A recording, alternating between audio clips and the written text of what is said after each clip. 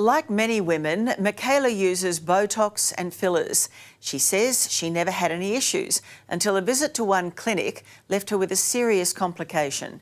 Then the staff blamed Michaela's dog. Patronising, condescending, rude, smug, and they were laughing in my face. It's the ultimate slap in the face when your face is left looking like this. One part just started swelling up ginormously and started getting like white around it, like it was almost dying. It could easily have been that she went blind. And it's led to a shopping centre showdown. I find that actually very unprofessional that you're doing that. Unprofessional is me now losing my sight. It's almost like I get some makeup, I have a haircut, and on the way out, I might get some filler or some Botox. Australians aren't shy about getting work done. Dermal fillers and Botox are available cheaply and readily, with new stores popping up on every corner. Australians are now spending around $1 billion on cosmetic procedures every year. Every single one of my friends is getting it done, getting Botox, lip fillers, so I just assumed, you see the horror stories on TV, but that would never happen to you until it actually does, yeah. Disability worker Michaela Stuckbury uses lip filler. Her normal injector was busy, so she decided to try a reputable chain, Laser Clinics Australia. Michaela says after the injection, her lips felt strange and swelled up. It was extremely painful, and then there was a part where I got blisters and they burst, and I started swallowing the filler and passed out. This 24-year-old claims when she went to the clinic for help, staff tried to convince her it was just a cold sore. I've never had a cold sore in my entire life. She called about 15 different doctors and I was there for an hour, and every single one of them said, no, this is not a cold sore because it would have manifested by now. Scared and in pain, Michaela went to her own doctor, who told her it was an infection.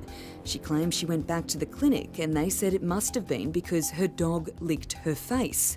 But things were about to get worse.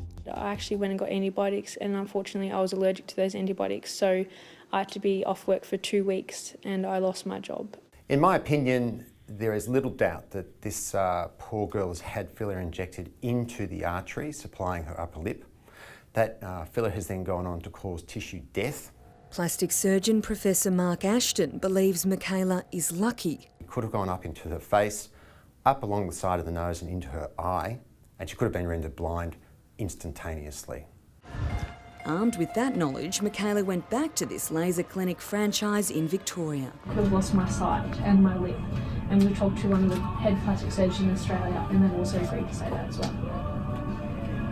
So just stopping you there, you haven't actually had any consent to film this. Oh. So, yeah. A worker told Michaela she was being unprofessional. No, you haven't got permission to film this. We do. And then she got this notice, banning her from the store for being a serious security threat. Fail to comply with this notice, centre security or the police will be called.